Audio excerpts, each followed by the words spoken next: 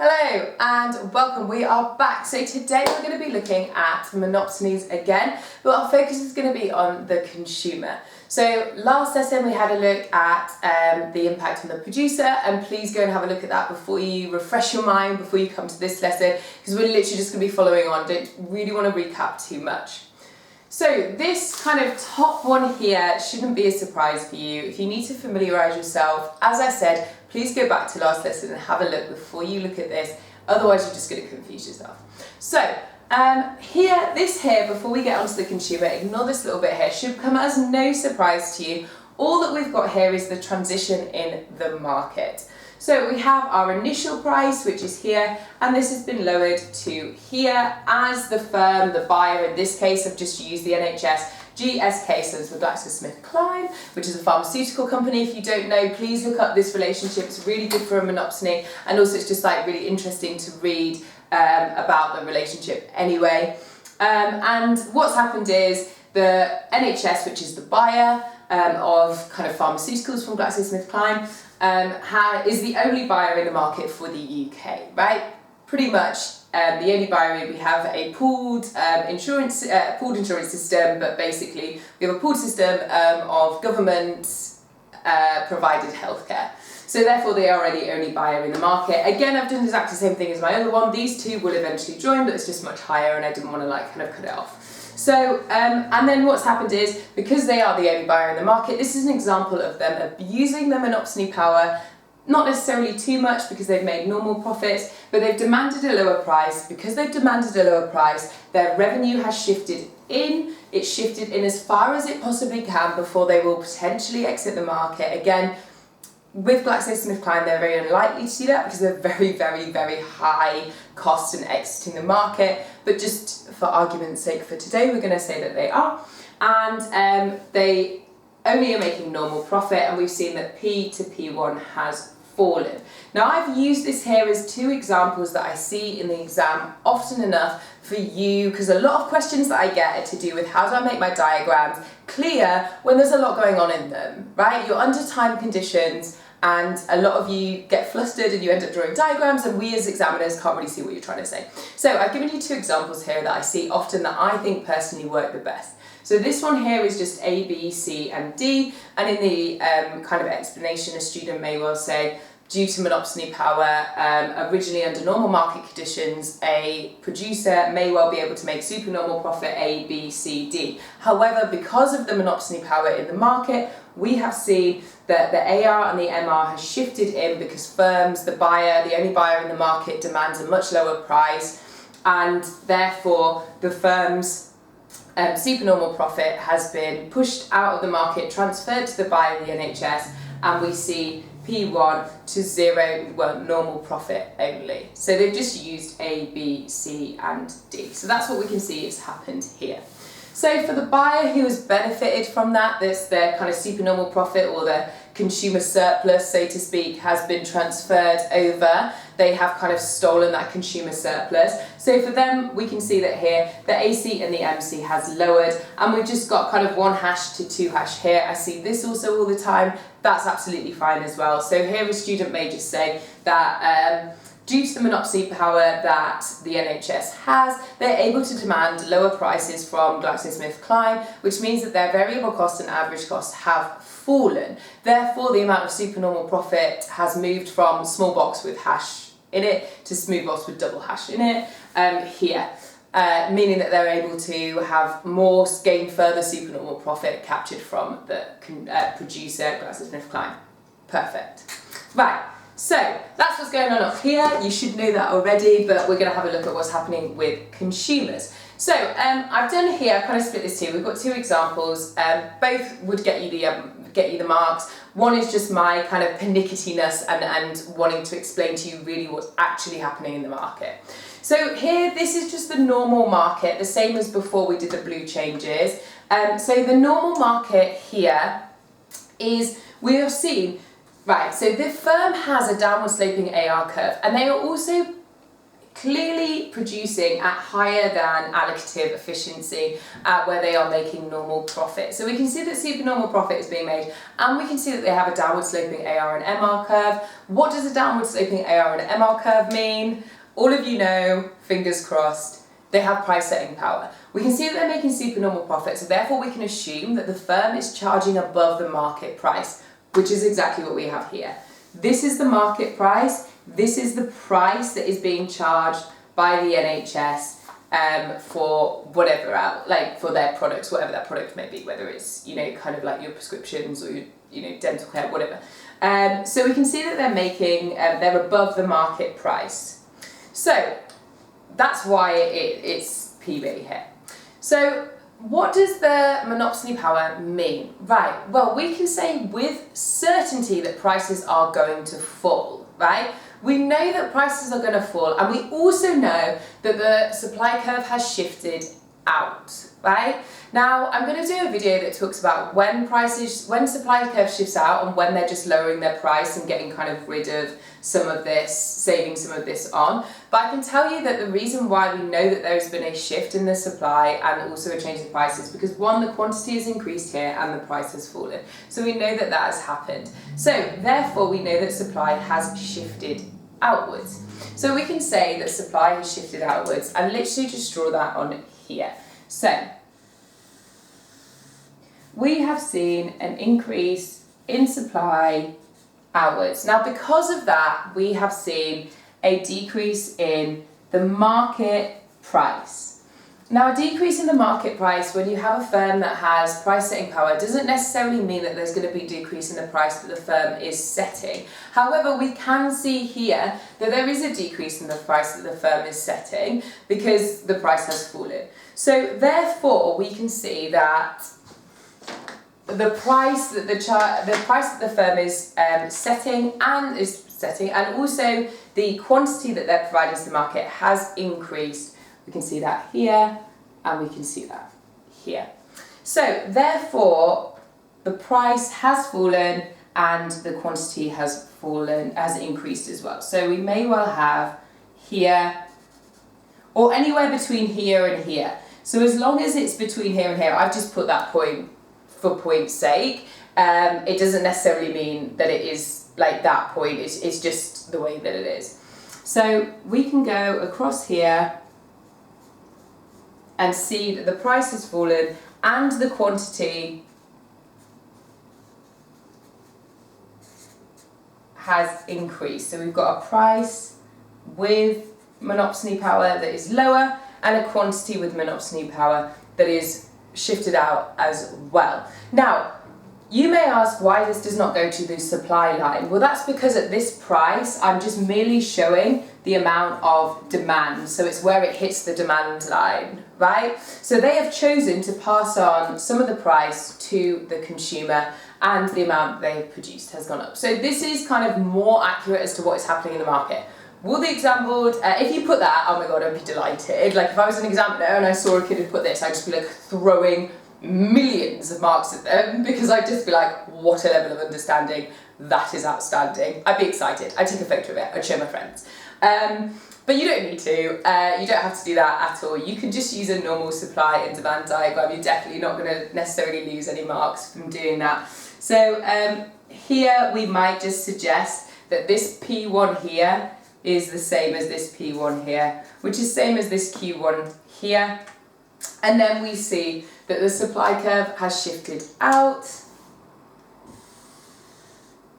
here, and therefore the price has fallen and the quantity demanded has increased. That would be absolutely fine as well. Now, I would expect you here to talk about the consumer surplus. So we know that consumer surplus represents the welfare of the consumer. It's a really important concept that is, whilst unquantifiable, still incredibly useful for us to use in the way that we talk about our analysis and the way that we talk about consumer benefits. So we can see here that the consumer surplus, which is obviously just the amount that the consumer of consumers that are willing and able to pay higher than the market price has increased. So we did have this area of consumer surplus, and now we have this area of consumer surplus. Or alternatively, as I said before, you could just put A, B, C, D and say that the consumer surplus has increased by area A, B, C, D, right? Either one of those would be fine. On this one, we can see that consumer surplus has increased from this area here, which is the price above the original, and to include now this area here. And again, you can put A, B, C, D. That's absolutely fine.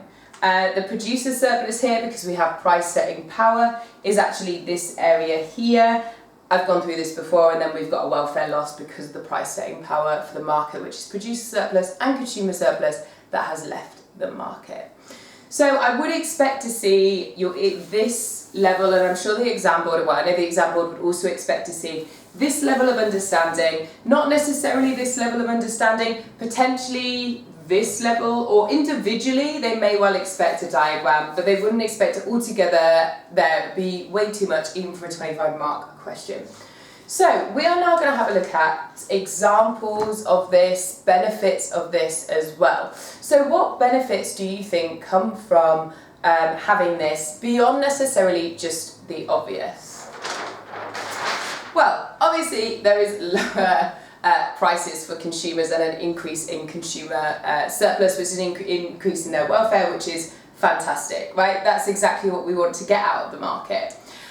One of the other impacts is that lots of times monopolies don't just exist in the consumer producer relationship.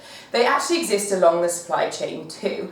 And having a monopsony can balance out some of the impact of that monopoly power and the monopoly influence within the supply chain. So for instance, if the supplier, if that producer is also a monopoly, they may well know that they can charge pretty much whatever they want, because the producer, the buyer of that producer, is going to have to pay them. So actually, if there's a monopsony and a monopoly in the market, it means that that power balance is balanced out, and actually they're just at the table kind of negotiating and probably end up on a much fairer price and kind of compete away, like they have enough monopoly power and monopsony power to kind of get rid of that exploitation, and they're on an even playing field. Now, monopoly in the supply chain is actually very common. It happens quite a lot, probably more so than you expect and more so than we see in consumer-producer relationships. Like actually there's a lot of firms that are monopoly or have a lot of monopoly power that are within the supply chain. So having a monopsony can sometimes balance that out. Now we'll see in the labour markets that actually despite labour markets having strong monopsony power, they also form unions, which means that the union has monopoly power and it evens out that monopoly-monopsony power balance. So it can be quite useful to have some monopsony power to kind of balance the negotiations when it comes to, and make sure that consumers aren't being exploited, because if there is a monopoly in the supply chain, they can charge incredibly high prices, which then eventually get passed on to the consumers. So it's important to be able to balance that out. So I would like you to think about some potential drawbacks, or what you think might be potential drawbacks of a monopsony, of which there are some, and some serious ones that are really interesting economic questions.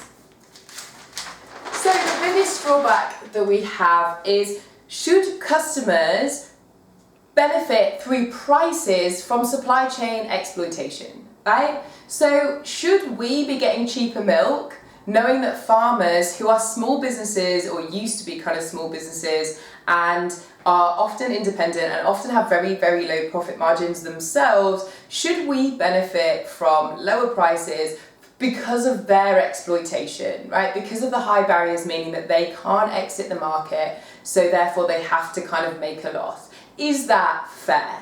Now that's not for me to answer, but obviously there's huge amounts of information on that, and it's a really important economic question that you should be asking yourselves. I mean, I shouldn't answer, but no. The answer is no. We definitely shouldn't be benefiting from other people's exploitation in any way, shape or form. And you can see the effects of this, I've got some recommendations kind of for you a little bit later on, for you to have a look at the impact of that. It's a really good Netflix documentary called Rotten. And who really is benefiting? Like, consumers, they benefit a small amount, but who is actually benefiting from this monopsony power? It is definitely the monopsonists. So it's definitely the industries that are benefiting, that are profit maximizers. Now, I know I used the NHS a little bit earlier, but the NHS aren't profit maximizers. They aim to be sales maximizers, really, if anything, to treat as many people as cheaply as possible. So, but whereas in the case of like Tesco's and Asda kind of colluding to make some monopsony power and then using that against kind of small farmers and dairy producers and other farms, is an abuse of power that the Tesco's and the supermarkets are benefiting from far more than we as individual consumers are benefiting from. So, consumers might benefit a little bit, but actually the people who are making far more supernormal profit, they are the ones that are benefiting the most. So the producer also, when you actually look at the way that the producer is going to cut costs, the main way that the producer is going to cut costs is through the way that they're operating. Maybe that be the amount of labour that they're using, maybe that may well be the amount of quality that they're producing at, or the extra things that they used to go to and do and be able to, they're making supernormal profit. It may mean that they're not being able to invest in dynamic efficiency anymore, and therefore they're becoming less productive and their costs are rising.